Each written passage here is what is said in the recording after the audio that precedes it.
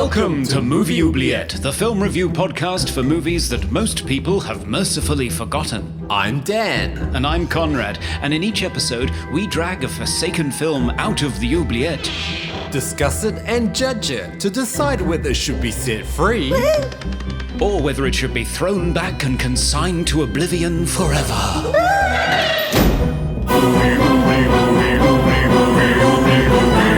We review the films others tend to forget. Come with us and open up the movie oubliette. Privyet, listeners. Happy Kiss-a-Wookie Day, and welcome to the 79th episode of Movie Oubliette, the international podcast for forgotten fantastic films, with me, Conrad, obsessively collecting our own merch in Cambridge, UK. Oh, me too, actually. And me, Dan, inadvertently in another snap lockdown down here in Melbourne, Australia. Oh dear. We focus on sci-fi, fantasy and horror movies because invisible force fields, flying coffins and trolls with droopy eyelashes are an essential part of any religious experience. Oh, of course. Dan, how are you? You're in the lockdown again. Well, it's a snap lockdown. It's only going to be 2 weeks, so we'll probably be out of it by the time this episode comes out. So, yeah, it'll be a thing of the past probably by then. Oh, fingers crossed. Yeah, we're still open here in the UK and supposed to be opening up further, even though one of these variants is sort of growing. Yeah, that's the same. Yeah, yes. They're up to Delta now. Delta. Slowly going through the alphabet. Yeah, I know. It's scary, isn't it? What happens when we get to Omega? I know. They're going to have to start using a different alphabet. Yeah. But it does give us plenty of time to collect our own merch, which you can now get if you're interested, listeners. And this all came out of our forthcoming appearance on Iconicon, all things 80s pop culture online convention, being run by our previous guests, Melinda and Michael from Retro Blasting, which we're looking forward to, 7th to the 11th of July. Head on over to Iconicon Online if you want to find out more about that. But Melinda said to me, hey, let me know what your link is for your merch so we can put it on the website. And yeah, we said, what, merch? Oh. So she showed me how to do it because I'm that dumb. And now we have merch, and we have all kinds of merch. It's like a merch tsunami. There's like coasters and it's great. Hoodies and shirts and mugs. I'm currently wearing the hoodie. I mean, it's great, and it's become my favorite mug now.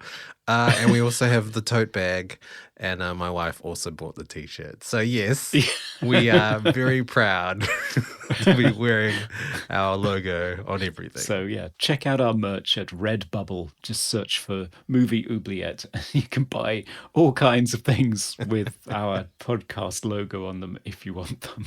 Yes, please do. So have our listeners been talking to us and anything in the mailbag? We do, yes. So when we were talking about Byzantium, Well Then Let's See got in touch to say this is one of my favourite vampire movies. Which is interesting because I really didn't think many people had seen it, and for it to rank up there I think is great. Yes. One Surge of Cold Crash Pictures. Of course. Hey, Serge. Of course. Hey, Serge. He said, my favourite part of Byzantium is when you get about halfway through and you're still trying to figure out the metaphor when suddenly there are 3 scenes in a row, like, it's not a metaphor, none of it. This is a story about literal freaking vampires. What's not clicking for you? Yes. Accurate. Yeah, it's true. When we talked about the El Rey Theatre from Night of the Comet still being operational, apparently, albeit more often used as a concert venue these days than as a movie theatre, our guest Melinda Mock said, super cool to see that. Apparently a couple doors down from it used to be a great Italian restaurant, but that is now unfortunately closed. Oh. Okay. Yeah, I don't know where the teenage comet zombies are supposed to get their after show food now. But yeah. Where are they going to get their Alfredo pasta? I know. Thanks for that. If you want to get in touch, we're available on all of our socials, Movie Oubliette or movie.oubliette@gmail.com if you'd like to email us. We love to hear from you. Yes. But I suppose it's time to wander over to the Oubliette and find out what it's got in store for us, Dan. Oh, yes. Just a moment. I'm in some sort of Russian Orthodox Christian church. Wow, gloomy. And there's a witch and a coffin, a floating coffin. Watch out. Hang on, I just need to draw the circle chalk. Hang on. Why? It's protection, Conrad. Okay, I found the film. I'm out of here. With the blood of the serpent, I shall curse you. I'm back. Close escape again. Yeah, Soviet Russia. Indeed. Well, what did you bring back from that strange land? Well, today we will be covering the film V from 1967. It's a Russian film directed by fair warning. All these names are going to be pronounced wrong. It's directed by Konstantin Urshov and Georgy Kropekyov. It's written by the aforementioned directors, but it's also based on a short story by the great 19th century Ukrainian-born Russian novelist, short story writer, and playwright Nikolai Gogol. Oh, wow. That's a pretty heavyweight lineup there. Yes, and it's starring a whole bunch of Russian people that no one's ever heard of, but I'll try to pronounce their names.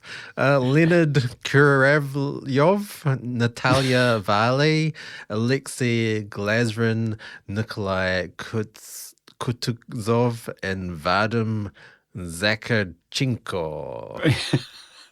A valiant effort, I think, there, Dan. So what's it about? It's summer break as the students of a seminary in, I think it's Kiev, Russia, are set forth to run amok on the local village. 3 students, a philosopher, an orator, and a theologian, venture off the road and as night falls, seek refuge at a small cottage owned by an old woman. The philosopher, Koma, shacked up in the barn, is set upon by the old woman and is magically ridden like a horse and flown among the clouds. As they descend, he beats the woman with a stick, in which she miraculously transforms into a beautiful young woman. Koma flees the scene but is called by name to see over the woman. Arriving to find that she has died, he is tasked with looking over her body over 3 nights. Each night he is set upon by her demonic form and other strange occurrences, with the 3rd night ending in the emergence of the dreaded V. Ooh. Will Koma survive the nights, or V's big silvery eyelids be his demise? Okay. I can't wait to find out. Yeah, and we will be joined by a guest, so... We will. Hopefully they know more about this than we do. Yes, hopefully. Okay. Back after the break.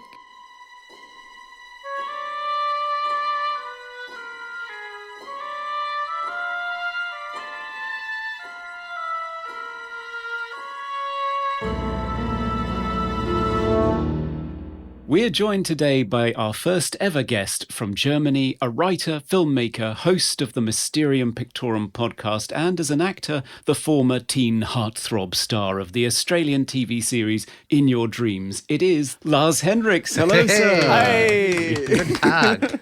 That was great. Thank you so much. And a bit embarrassing. Dan, have you ever seen No. Lars's star turn? No, I haven't, unfortunately. No, it's mainly big in India, I gather, from the kind of mail I get.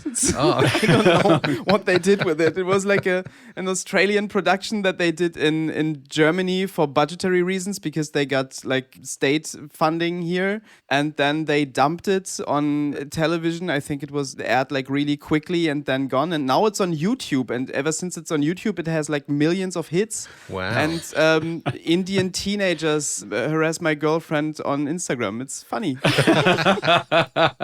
Wow. Well, it's unfair of me to introduce you with that because actually you are primarily a filmmaker, if you want to talk about that. Do I ever? Visit www.larshenriks.de because then I do not have to talk about that much. Everything I did is assembled there. I make weird no-budget features here in Germany. It's a whole thing. Look into it. It's fun.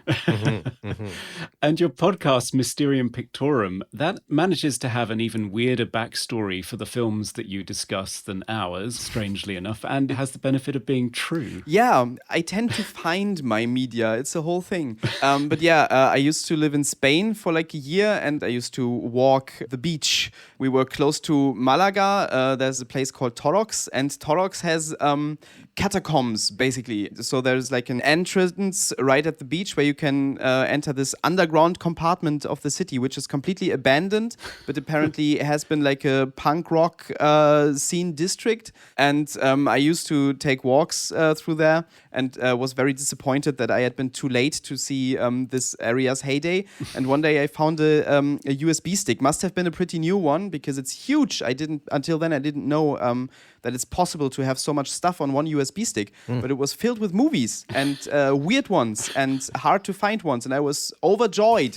But then somehow I never got around to watching them, and now we started when there was no perspective of ever getting out of semi-lockdown and ever being not bored, so we started watching them all. Wow. Yeah.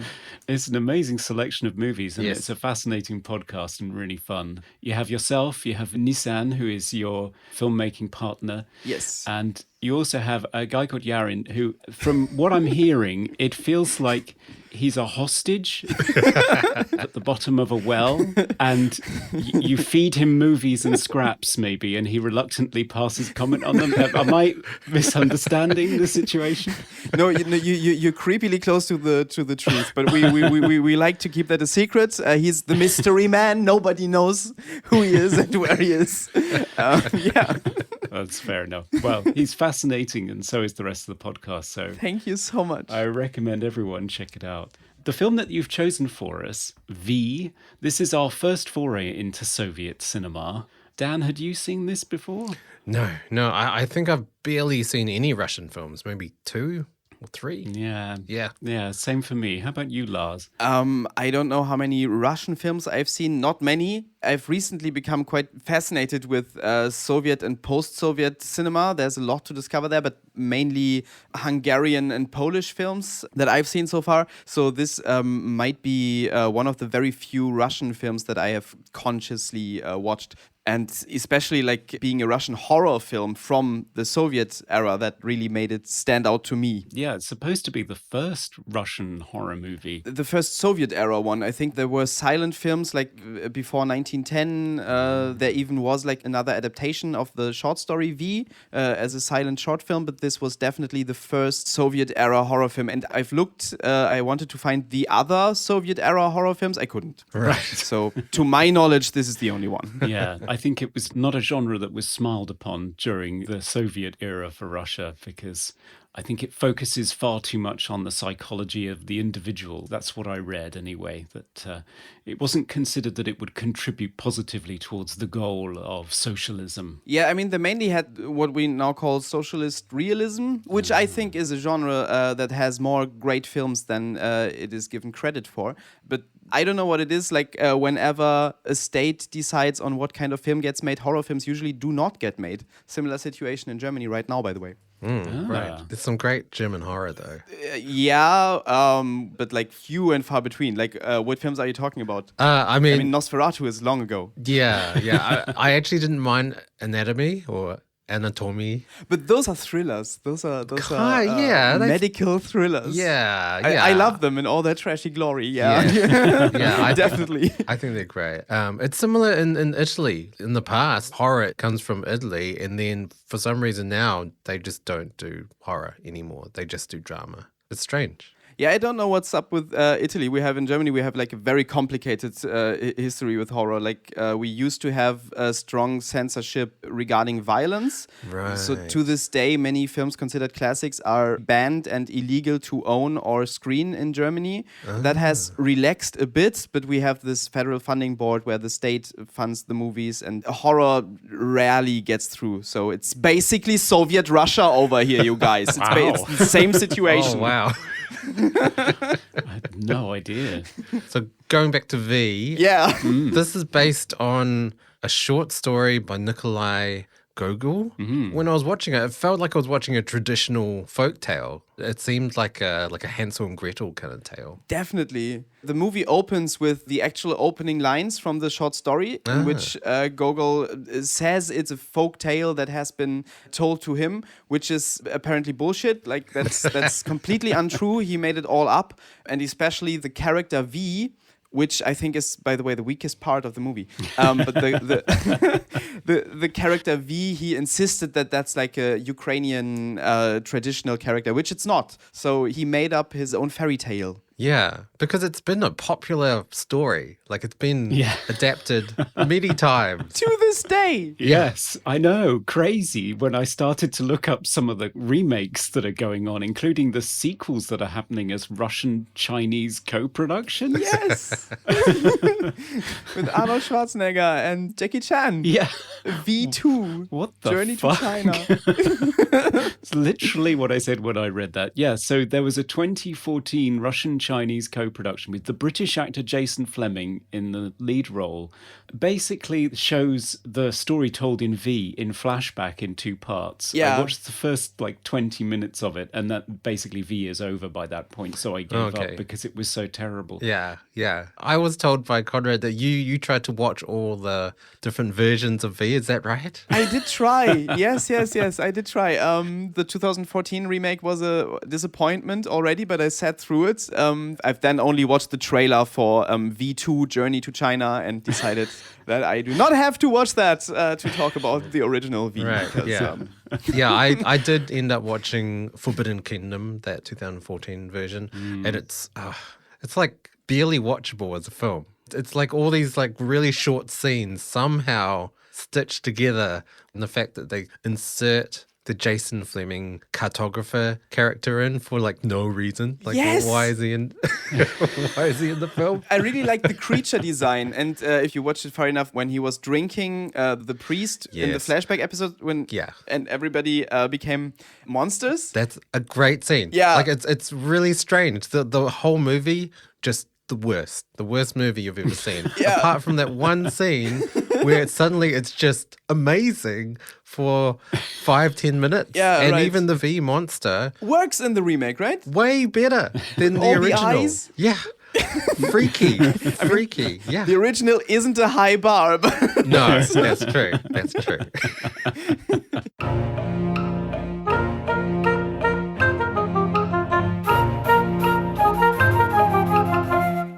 It's interesting that we mention other versions, though, because this film was spurred by another interpretation of the Gogol story. It was because of Mario Bava's Black Sunday, which was 1960.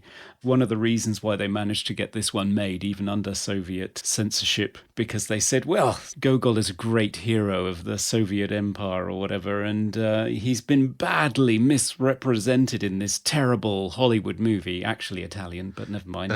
So they managed to get an authorized, serious literary adaptation made, and that's why we have our first Soviet horror film. very serious adaptation. Well, but is it, though? Yeah.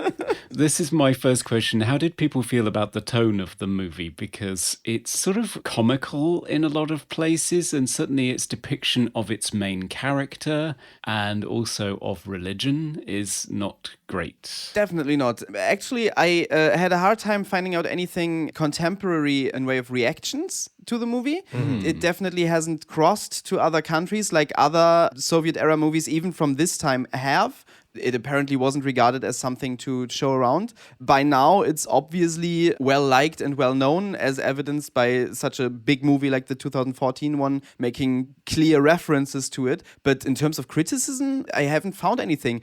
Interestingly, though, many of the people involved with this movie were huge stars. There was like a medal that you would get apparently in the Soviet Union if you were regarded as a great artist, like an artist of the people. And many artists of the people were involved with this film. For example, I am going to massacre these names. Alexander Ptushko, who gets called like the Soviet Ray Harryhausen or Walt Disney, or there's a third name that gets thrown around. But he was like a huge figure. And then the two leads, I'm not going to attempt saying the names. The young guy and the witch.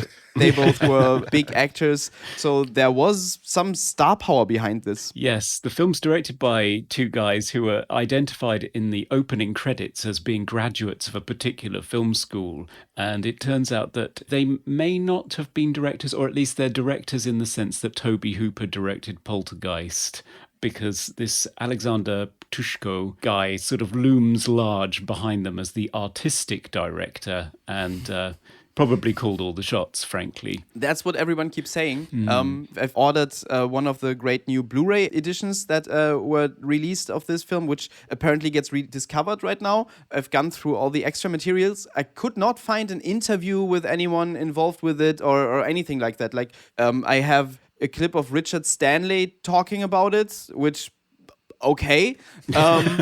And then a short documentary about genre cinema in Russia in general. Cool. But everybody I heard talking about the movie or I read writing about the movie assumes for some reason, just because he was so famous and because the other two guys didn't really make many movies after this. So it seems quite safe to assume that Ptushko is the auteur here. Yeah, he's someone I hadn't heard of. I didn't know he was so renowned as the Soviet Walt Disney.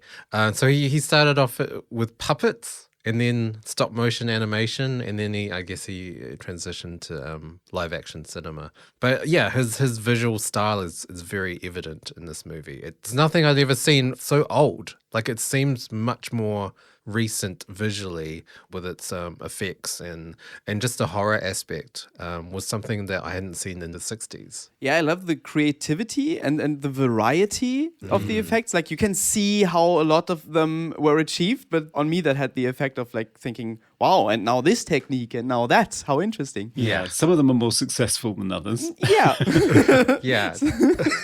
What was it? The skeleton where you can see the black bits on the sides where obviously the sock hands. puppet skeletons. Yeah, and sometimes like the rotating sets I thought were quite good when people were running out in the wild and it's clearly just like a set that's on a turntable that's just revolving round and round. But it's, I don't know, it's kind of charming I loved in a way it. And creates its own visual style. Yeah. Me too. It has like this handcrafted element to it. Yeah. I mean, to me, it did actually feel like a stage play. Often there weren't any two shots. It was all medium to wide shots of dialogue. The only thing that was very cinematic was the witch scenes when she was like attacking him and there was that revolving camera movement that I've never seen in something from the 60s before. Yeah, it went so fast and it went on for so long. Yeah. But yeah, I thought the same thing. The only time they ever did anything with the camera at all were those horror scenes. And apart from that, it was, mainly just a lot of static. Yeah. wide shots of, Yes. Yeah, I had to laugh when there is a scene where the composer goes absolutely crazy as though it's an action scene because the main character, Koma, is running away from his first encounter with the witch. And he's running across a field and it's just a medium long shot of him running across a scrubby, crappy field. And the music's going crazy and just holds on this static shot. And it's like, this is an action scene? Yeah. Like nothing is happening, but the music is suggesting mayhem. Yeah, I think it's just like a different cinema style. You know, back then there weren't as many edits and cuts, and it was still a lot of legacy stuff from, stage plays and stuff on stage. But the music does do a lot of the heavy lifting in terms of action and suspense with this movie. And I was confused as well because the composer is Khachaturian, but it's not the famous Khachaturian. No. It's his nephew, which I didn't realize until I was looking him up. I was like, oh, that makes sense. But that nephew did a fine job, didn't he? Oh, it's great. Yeah. It's actually good, the score. Yeah, at times it sounded to me like the score was explaining the tone of the movie. Yes. Like the score was so goofy, so you would know no, this actually isn't ridiculous. This is meant as a joke. Yeah. I like that. Yeah. There were some nice little moments in there in terms of goofy moments, because we were talking about the tone being very, very uneven.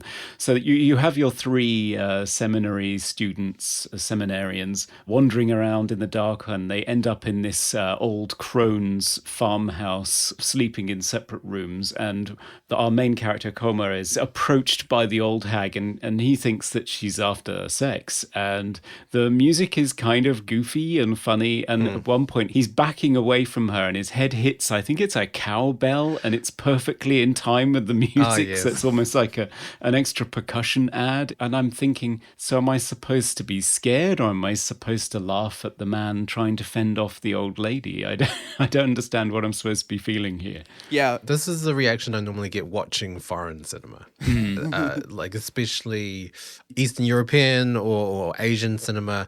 They do like to mix humor with very dark imagery at the same time. And that's kind of what I enjoy watching these types of films, being sort of introduced to different cultures and different folklore, even though this is not real folklore. Even the fact that she starts riding him and he just gallops away and she's like waving this big broomstick around. It's just like, what is going on here? I mean, to me, I thought, okay, the metaphor is clear. I guess I know what this is about, which made it like the least offensive rape scene I've ever seen. Or maybe even one of the more offensive ones, because it was played for laughs and it was funny. It was very lighthearted. They later told him the story of another man being ridden by the daughter. Like after that whole scene, it turns out she's a young woman actually, and then the other guys tell him about another man who was ridden by her and I don't know, dried up, shriveled up or something. That was all very weird. But I love the tone of this being so mainly comedic, but in there are all these very serious and dark topics. This is an early instance of folk horror, right? Like Sure, yes. The Wicker Man, like Midsommar, and those films too, despite not being foreign, depending on where you're from, but The Wicker Man 2, I think, has this weird tone where it's mainly funny, but it's about such dark topics. And sure. Midsommar 2, until it gets really awful, there's a lot of stuff in there where I thought, this is just ridiculous. This is very, very funny. Yeah. So this seems to be a tone that may come with folk horror. Right, yes. Yeah, and it shares some of the most common strands of those. Like, particularly with Midsommar, I was noticing that here again, our main character ends up in a village, and it's all these wide open spaces all around and this community, and you feel like he should be able to get away. He shouldn't be trapped there, but he is. So it's horror in a wide open space. Yeah, right. It's daylight horror and very colorful. So similar in that vein to Midsommar and The Wicker Man. Going back to the horror imagery in this movie, I'd never seen anything so sort of overt. Like I've seen like haunting movies, but you don't see the ghost. You just see like a chair move. They're kind of comical and not really that serious and not that scary. But this is like some of the witch scenes are really terrifying. And especially the first scene where she's kind of revolving around him and like, is she pressing up against glass? There's one part where I think I see his reflection. Yeah, What's going on there? I think there actually was glass between them. Yeah. When I watched it, I thought she's a great mime, right. which still she is. I think she does some great like physical stuff, right? Yeah, For sure. Yeah, so in terms of horror, like I was thinking, wow, this came before The Exorcist. This came before Evil Dead. This came before Pan's Labyrinth and a lot of the famous Japanese horror as well that have that sort of villain, the scary character being a young girl. Were those movies influenced by this movie, I wonder? Well, it's difficult to imagine so because this movie wasn't seen very widely outside Soviet Russia, it doesn't seem. So Sure. I think it emerged on DVD in the UK after the fall of communism, when there was more of an effort to sort of preserve and export great Russian movies. But I'm not sure whether it would have been widely seen before that. So I think it's more likely that it stems from the same folk horror traditions, maybe. Yeah, Right, probably. okay. It felt kind of influential to me too. Like I thought this seems like it must have inspired that other thing in an old horror film. Yes. But yeah, they probably can't have watched it. And in general, as you mentioned, Evil Dead, the tone reminded me so much of Sam Raimi's films. Like, this could have been made by a 60s Sam Raimi. Even the Yes. craziness to which it all goes and the weirdness of the villagers and all of that is just so... and the camera movements. Yeah. So I wonder if Sam Raimi has, I don't know, made a journey to Russia. But one film that could be influenced by this is a more recent one. Have you guys seen The Autopsy of Jane Doe? Yes. yes. Yes, I have. That reminded me of this one. Because of... the dead girl that you don't know whether she's dead or Yeah. she's not dead. Yeah. She's a witch, right? She's a dead witch Yes. who wreaks havoc, Yeah. which is more or less the same villain. Yeah. That's interesting. I didn't pick the comparison, but yeah, they're very, very similar. I mean, it's not an autopsy, but yeah, there's a dead body they're watching over, and then she comes alive, and she's a witch. Yeah, interesting. Yeah, there's another film we watched recently called The Vigil, which has somebody watching over a dead body and being haunted, but that turns out to be a third party that's doing the nastiness. So it's a misdirection. The dead body is a red herring almost. Yeah, but that does have religious elements in that movie, similar to this one. Very much so. So that's a fascinating movie. But speaking of religion and the vigil, I've only read about the vigil. I was wondering, I thought this whole thing, the vigil, I thought that was a Jewish thing. But in this film, it's Orthodox Christians doing it. So apparently I was wrong. Yeah, I don't know anything about Orthodox Christianity, so Yeah, me neither. But whenever I watch whenever I watch a Soviet era film about Orthodox Christianity, I've seen two. It always looks great. Right. Like, not like I want to join them, but like visually striking. They do lots of interesting looking things. Yes. but not presented very positively. And I think No. this is probably another thing that stems from the Soviet backing of this movie, that Yes. organized religion is seen as fundamentally corrupt. You see them being bribed, you see them being lazy, you see them, and they're not particularly chaste either, No. because as soon as the students are let out at the beginning of the movie for their summer vacation, they immediately start sexually harassing and groping the women in the market. Yeah. Yeah, just running rife in the village, just stealing food. Yeah, they are definitely not seen as, I don't know, holy men or anything like that. Yeah, no, not at all. They're getting drunk. They're trying to get with women, and the fact that the Coma character, I guess he commits a murder. Yeah. but he doesn't own up to it at all. Yeah. So yeah, And they constantly use their affiliation with the church as kind of a status thing to make other people give them what they want. So, yeah, I think there's a clear message there. There is. Yeah. For sure. Which, by the way, gets a bit muddled in the end. Like, I think this is typical for films of the era. There's a didactic scene in the end where the message gets explained or something. And in that scene, two people talk about the protagonist being dead. And one of them says, well, that all wouldn't have happened had he been really faithful and not been scared of the witch. So was the message... be more Christian? right. Because it didn't look like it for the rest of the movie. Yeah. I was confused by the themes as well. I thought, was the moral of the story just to be braver? Don't be scared of scary witches that float around and throw coffins at you. I don't know. I thought it was strange. I mean, was the message religion versus witchcraft, like paganism rules? Is that the message? It was kind of anti-paganism too, wasn't it? Like, paganism was witches and lots of monsters and... Yeah. It's all bad, I think is the message. How did you guys feel about the main character? I mean, he's pretty much an anti-hero, isn't he? Yes, Because yes. he's drunk, he's a coward, he tries to escape multiple times, he lies, and he just seems to have no redeeming features whatsoever. He's just a cowardly person who believes in nothing other than what he needs to believe in to get him through the next moment. Yeah. For me, it was just classic folk tale ending. It's the lesson. They've got faults, and then they die. That's the moral Yeah. of pretty much all folk tales. His only redeeming quality is being played by a quite funny actor who does the whole being scared thing well, I think. Like, he makes him not likable, but almost approaching likable in moments so that you can be at least a bit engaged in his fate when he tries to escape again and again. But yeah, the character is just a dick all around. Yes. Yes. And to everyone, like casually, like he's the one who kicks the pig, right? In the beginning, Oh, yeah. later there's some boy cleaning the floor in his school, and he just puts his feet in there. Yeah. He has no regard for anyone, Right. So he kind of deserves everything. Yeah, not a great character. We also don't have great female characters in the movie. We always like to, run the Bechdel test. Yeah. Doesn't score highly, does No. it? No. So our only female characters are wailing villager ladies, an old crone who rapes our main character and then gets beaten to death, and then turns out to be a young evil witch. That's it, isn't it? Yeah, I think that's yeah, it. that's it. Gogol famously hated women. Oh, right. And I think the 2014 version was worse.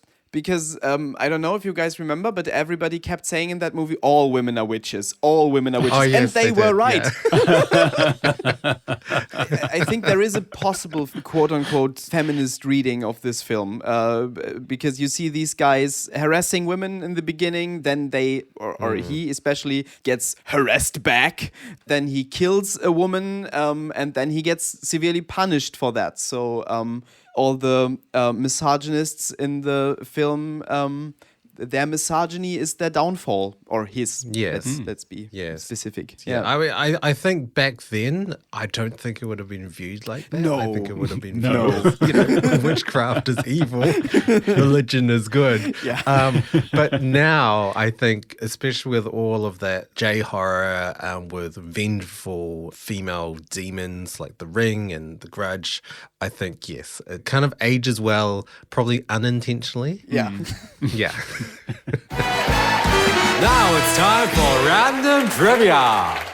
Normally I do trivia, but today, Conrad, you've got the tasty morsel. What do you have for us? Yes, so one of the Russian actors, I mean, as Lars has mentioned, many of these actors received medals because of their commitment to Soviet cinema, but one of them got an even higher accolade. Vladimir Salnikov, who plays Gorobex, the younger of the two seminary students Coma's traveling with at the beginning of the movie. He appeared as a guard in Police Academy Mission to Moscow in 1994. The best sequel. Yeah, the last one that even undermined that franchise. Yeah. So he actually escaped his local cinema to make it big in Hollywood. So well done, Vladimir. Great. Did you have any trivia at all, Lars? I've read the IMDb trivia section, Oh, yes. in which it mentioned that the actor playing V was a circus artist, which did nothing. Yeah, I mean, it could have been anyone. All you had to do was walk really slowly forwards. Yes. I could have done that. Yep. And that's our trivia. Yes. So how did people feel about the horror of this movie? I particularly thought the one thing that was effective, and something that was shared oddly enough by the Blair Witch Project, is how you become more and more nervous about each successive night, that he's sort of trying to distract himself during the day because he's got to pray over this dead body for 3 nights in a row, and every night just gets worse and worse and more sort of intense in terms of the supernatural things that happen. I thought that worked quite well in terms of the escalation. I liked the lore of the nights. You know, this is classic folktale. You know, you have your rules. You've got 3 nights. Every night gets progressively worse. To me, I guess because they were really pushing the visuals, they got progressively worse, like not as scary. Yeah. Like the first night was the scariest to me. The second one was, yeah, it was pretty scary, but you could obviously see the blue screen effects and the coffin wasn't actually flying around. And then the third night was just like, oh, I know they're pulling out all stops, but I know everyone's got makeup on. You could see the makeup lines around their eyes. Some of the effects were good. The hands, how they were like huge, massive hands around him, that was done pretty well. But yeah, V. The ultimate letdown for a monster. Come on. Yeah. It's not the greatest end level boss, is it really? Terrible. Like with his hands, there's a German TV character, Bernd das Brot, Bernd the Bread. Oh, the bread. Yeah. You know him? Yeah. He constantly complains about not having arms because his hands are right at his body. So he always says, "My arms are too short." Yeah. And V is Bernd the Bread.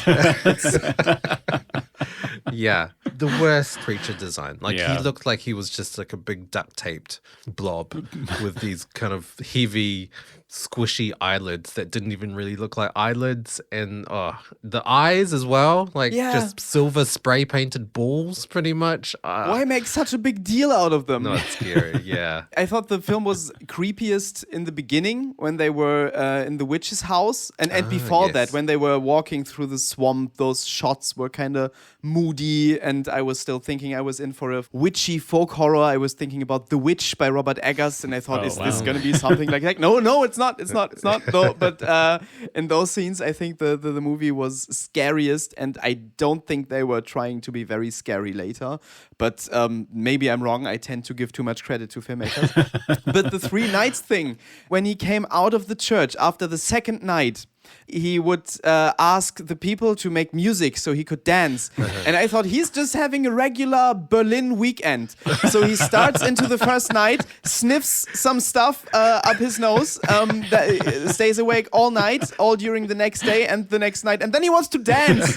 And then he just dances pretty much like people in the club on a Sunday morning actually would dance. Right. So, Yeah. And then on the third day, just eats and doesn't speak to anyone. Is that? yeah. Okay. Yeah, exactly. He's just a raver. Right. That's yeah. what's happening. Yeah. Just a church rave. Yeah, I mean, it did feel like 3 nights joined together. Like the daytime scenes were very short. Yeah. Like there wasn't a sense of passage of time. Suddenly it was like, oh, it's night again. I didn't realize. Yeah. Well, the second night didn't last very long either. Yeah. She barely seemed to get sort of like 2 rotations in her flying coffin before the cockerel was crowing, and it was all over. Yeah. Yeah, he got lucky the second night. That was fast. But I mean, the whole premise, the whole 3 nights thing starts, I think, when we're already halfway into the movie. And it's a very short movie, so there's not much time. No. Yeah. I believe it's what Mysterium Pictorum would call a feature-length short. Yes. I think also the third night wasn't scary as opposed to what you described, Lars, in the first witch scene in the barn. It's because it's too bright. The third night scary witch scene, you could see everything. Yeah.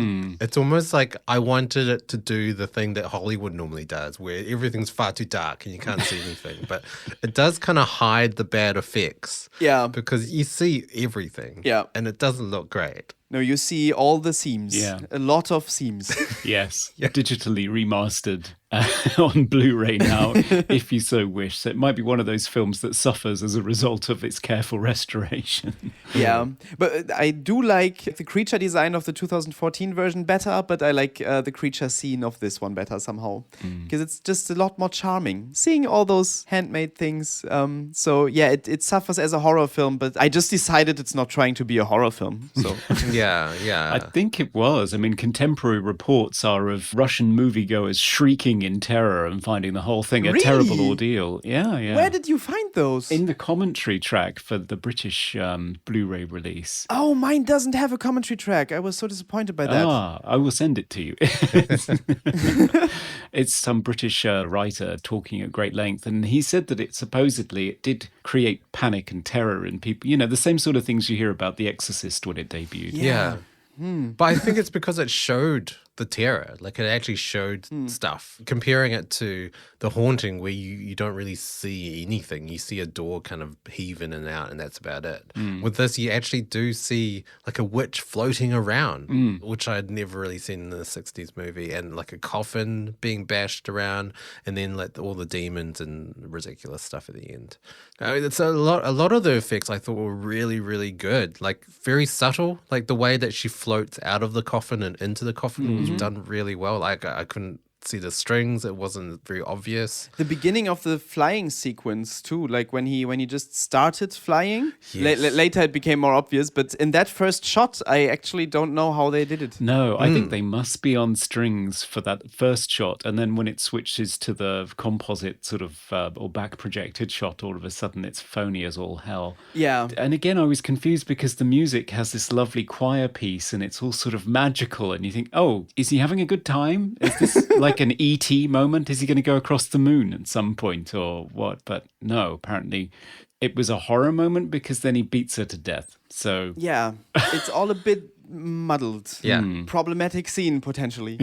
There's a little bit of information I got from the commentary that Conrad kindly sent me to do with the monsters. So in the subtitled translation, she says come like vampires and werewolves, but she actually says Upirs and Verdalax, and they're both a type of vampire, apparently.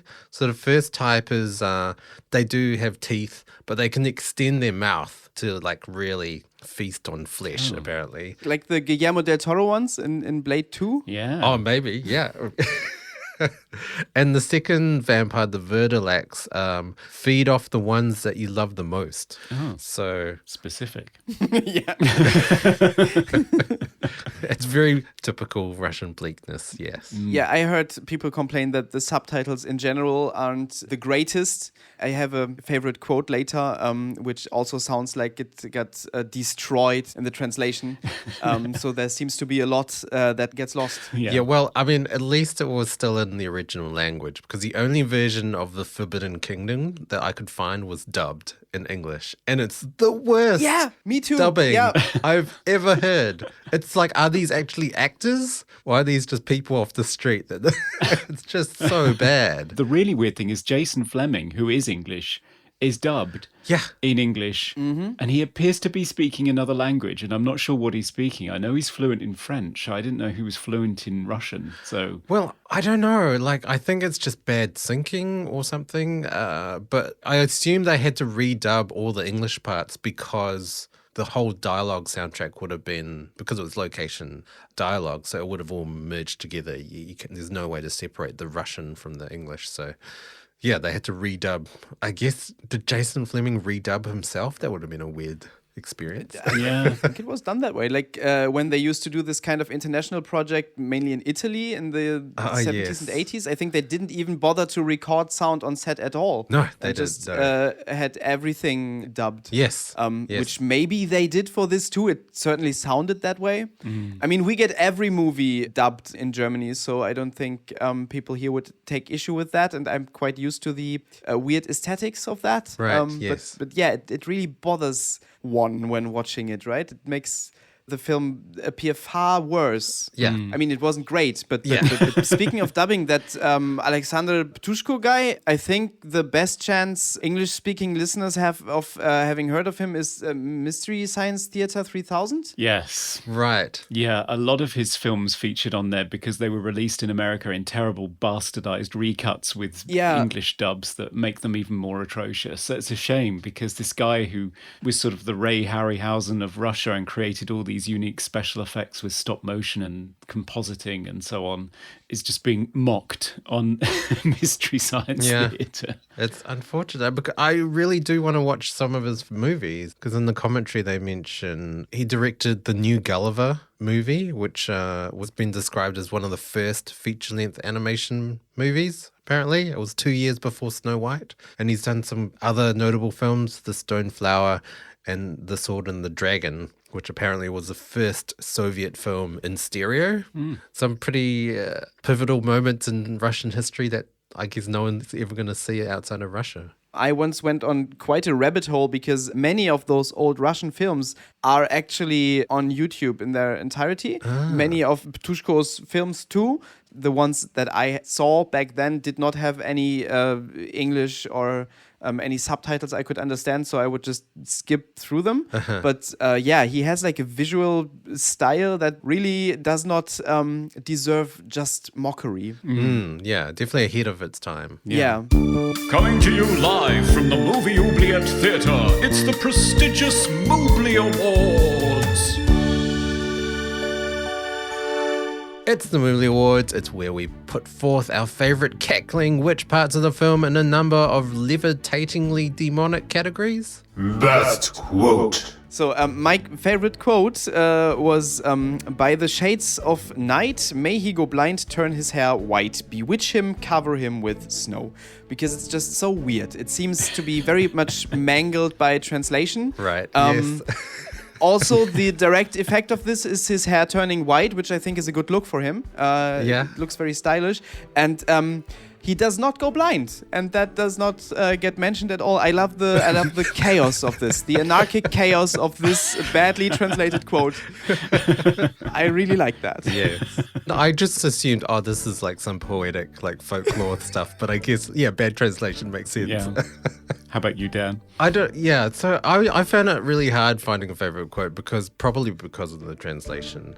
But I did find there was one dialogue scene between Koma and the girl's father, and he's trying to escape. He's trying to beg with him to leave the town. And the father says, I'll order the guards to lash you. And there's nothing so excruciating as a leather lash on raw flesh. He says, what you don't know is how good my men are at it. They lash you, then we give them some vodka, and then they begin again. It's like, oh shit. It's going to get really serious once there's some vodka involved with Russians. Yeah. Especially based on what we've seen in previous scenes. I mean, they know how to party, don't they? Yeah. There was one scene that I didn't understand. In the bar when Koma is paralytic and he sees three different versions of that big guy. Yeah. He's trying to lure him into a room. Am I misreading what's going on there? There's something, the translation that came up on my screen was, come on, nobody will know. And I thought, pardon? What's happening here? But maybe that was just me. Best hair or costume? But I'm sure everyone is gonna take this one. The mustache guy. Yes. The one he sees 3 times, right? Oh, yeah. You can't top the that. The shaved head. Yes. And the it's like a modern haircut. Like, yeah. I feel like he's straight out of like a metal band. Like he's got a shaved head and this like wispy like thing like parted over. And then his Viking beard. Yeah. That also lends credence to my rave theory because you would encounter this guy in Berlin during that weekend. He'd definitely be in Berghain or something. Yeah, it's interesting. The remake for some reason retains all the hairstyles from the original. Yes. It's like instead of just one guy with that hairstyle, there are 5 guys with that exact. Everyone, because it's the best hairstyle. They know too. Yes. The really weird thing about that is that the actor is the same actor that plays the rector right at the very beginning of the movie. Oh, is it? Right. Really? This is he's wearing a huge beard and is hiding the stupid head. So yeah. Orthodox Dumbledore. Wow. Yeah. Wow. Most 60s moment. I don't know. This might be completely wrong because it's such an alien era and place. But the didactic scene in the end, I know that from. I used to own records from East Germany, which was part of the Soviet Union, from the 60s, 70s, 80s, like records on which fairy tales would get told, pretty similarly to this, and in a very creepy way too. I think that made me like horror stuff, and those would also only always end with a moral, like then someone would come up and tell you what this was all about, and that also reminds me of tons of socialist stuff, like especially East German stuff, where in the end somebody would explain what you're supposed to go home with. So that I thought maybe that's 1960s Soviet. Yeah. Typical of that. I don't know. I believe it. Let's go with that. Yeah, it sounds good.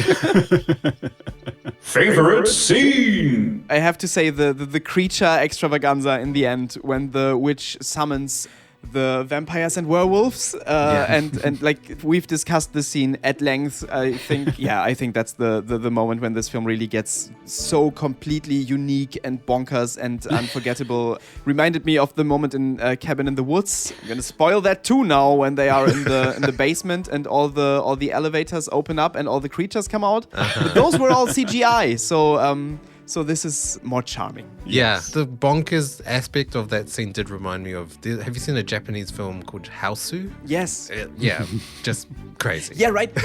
yeah, that actually really similar to House, because House was also so theatrical in a way, Yes, yeah. and yeah. had these weird tone shifts. Yeah, and like the severed head that was just bouncing around, and then the piano that was obviously just animated over, but it looked crazy at the same time. That was eating people.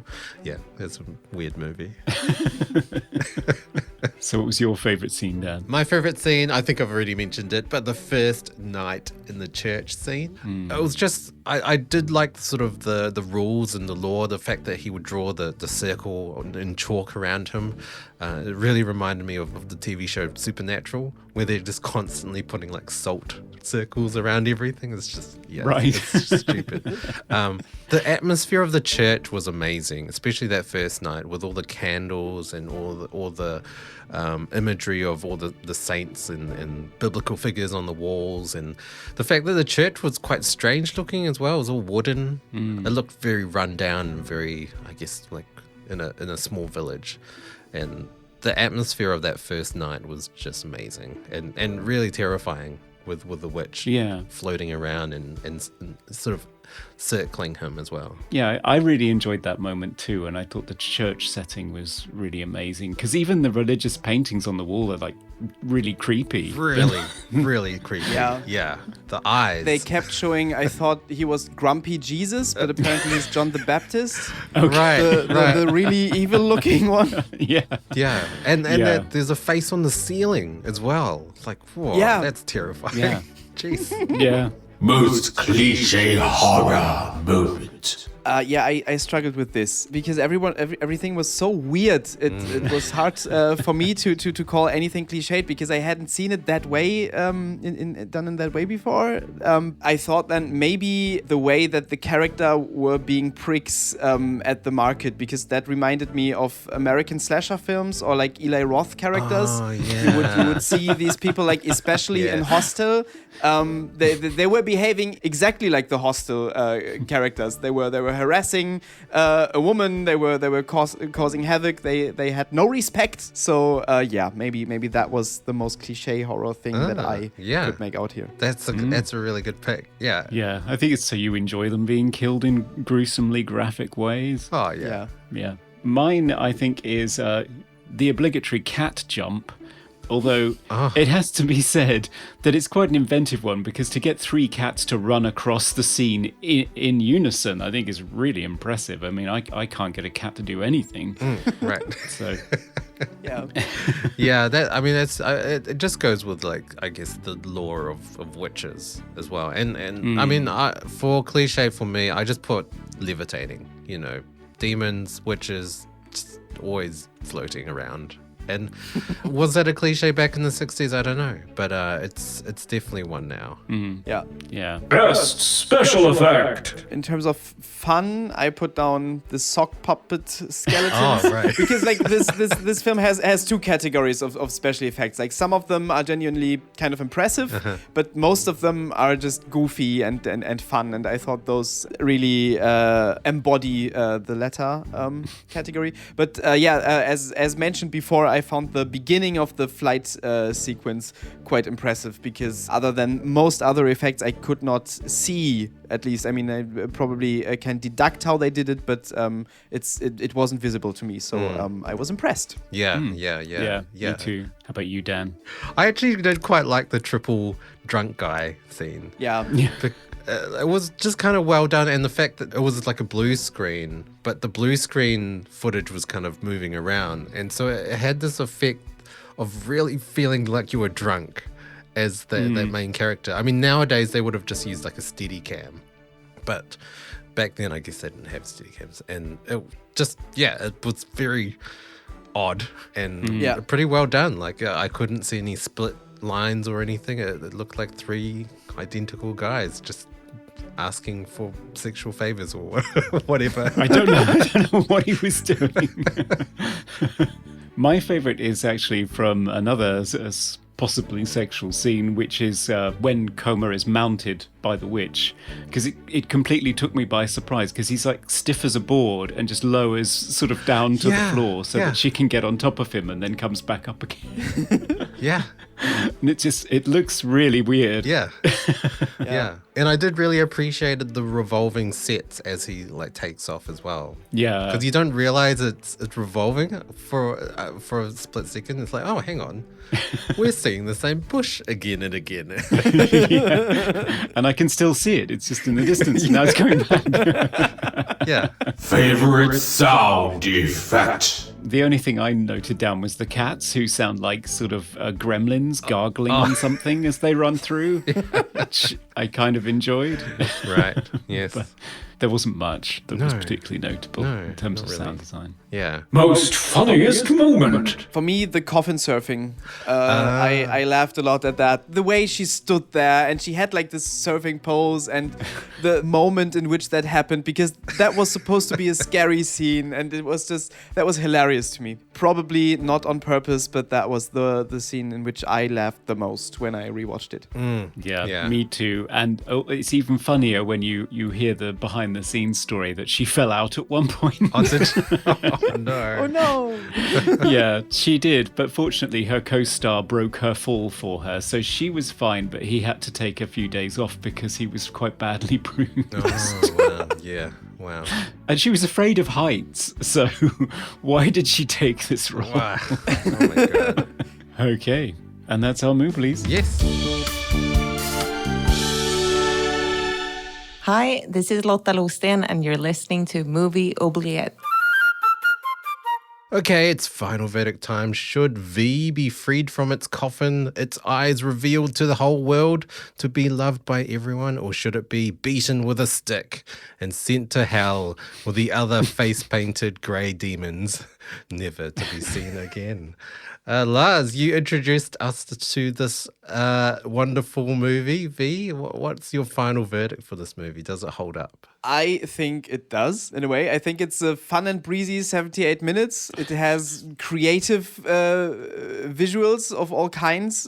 It's very eager to entertain. Like, it throws so much stuff at you. I guess it's hard to be bored by this. It has an inspiring mythology. It doesn't deliver it quite well in the end, but that only adds to the fun and the charm. It's an interesting document of its time, being I guess, at least most well-known Soviet horror film by now. It's a very early instance of folk horror, which people love today. So if you're interested in your genre, go watch it. And I think, it's refreshingly strange, which often comes with films coming from an unknown place and era. I love the Hausu comparison. So I would say if you like The Wicker Man, stuff like that, and Hausu, then this is an odd mixture of those that you will find nowhere else. So this should be freed. Well, what Lars said. Yep. I agree 100%. I think the two main things that make this film watchable is the visuals, for sure. Like, I'd never really seen something like this, especially from a 60s film. And yeah, the folklore of the three knights and the witch, and then she comes alive, and the crazy scene with the demons at the end. Yes. So all of that. Watch it. Yeah, and the music is good, and the characters, I think the performances are great. I mean, even though the lead character is pretty unlikable, he's kind of goofy, so you go along with it. It's almost like a proto-Ash from The Evil Dead. It's just this dumb guy that doesn't know what he's doing, trying to scrape by. So, yeah, and it's short. So, it's not going to bore you. I mean, it's not going to scare you, to be honest. It's not like some horror treasure from the troves that's still going to creep you out with its atmosphere in the way that some classic movies do. But it is fun to watch, and the visuals are pretty inventive, if at times inadvertently funny. But yeah, I certainly wasn't bored. Yeah. I do think it's actually a bit scary in parts. Not the whole film, and definitely not the last scene. But there are moments that I was really surprised how terrifying it was. Comparing it to other horrors from the 60s, yes. Sometimes it really nails the atmosphere. Yes. Yes, it really does. Yeah, and surprisingly modern in a way when you compare it to other films of the era too. So Yes. So remember, listeners, just be more Christian and you'll survive. yes, apparently. Okay, All right. fly away, V. I have to visit the baker's wife. That's me done, yeah. Well, Lars, it's been amazing having you on the show. Thank you so much for coming and thanks for introducing us to V. Where can people find more of your views on films and your own work as well? Thank you so much for having me. As stated before, there's the Mysterium Pictorum series on the Lars Henriks International podcast, which is narcissistically named, but it's the truth. It's my podcast. Then there's www.larshenriks.de. I quit all social media until I recently joined TikTok. So there's @LarsHenriks on TikTok, and I try to upload funny content there. Great. So come over to TikTok and yeah. So look forward to Lars doing a dance video to V on TikTok. Exactly. That's what I'm gonna do today. Follow me on TikTok to see the V dance. You know, the one with the lead does. The flute. Yeah. Yeah. Unfortunately, Movie Oubliette isn't on TikTok, but we're on everything else: Facebook, Twitter, and Instagram as Movie Oubliette. And you can email us at movie.oubliette@gmail.com. We love your long letters telling us all about your experience of watching the movie. Yes. And if you have actually watched V, we would love to hear what you think about it. Yeah, definitely. And don't forget to rate and review us on iTunes or your podcast platform of choice. It really helps us in terms of spreading the good word and attracting new listeners. Yes. And we are on Patreon as well. So if you want to help us out with some money, $1 a month gets access to extended segment, and for $5 you get access to that mini-sode where we discuss new movies. Yes, our most recent episode we talked about Oxygen, which is on Netflix now, and that was good fun. So yeah, check it out. Check it out. But what movie will we be doing next time, Dan? Well, it's gonna be a patron's choice. So I've got to bring out that wheel. Okay. Dust down the old oubliette roulette. Yes. Shall I give it a spin? Please do. Okay. Here we go. Whoa. Oh, it's spinning. It's really fast. Oh yeah. Oh. The Andromeda Strain. Oh, Michael Crichton. So, a Robert Wise movie, the director behind Star Trek, the motion picture, and The Sound of Music. Right, yes. Directing a film based on a novel by the famous Michael Crichton, he of Jurassic Park. And this was suggested to us by our patron Isaac. So thanks for that, Isaac. This is one of the few movies that I have read the book and not seen the movie. So oh, wow. interesting. Okay. To check this Yeah, out. you could compare. Well, I read it when I was like a teenager, but I think I remember it. And it's topical too, because it's about a viral outbreak. It is. So, well, strap yourselves in for that if you want that kind of content, people. Yes. Thanks again, Lars, for joining us on this episode. Listeners, tune in next time. Goodbye. Bye. Bye. We review the films others tend to forget. Come with us and open up the movie oubliette. By the shades of night, may he go blind, turn his hair white.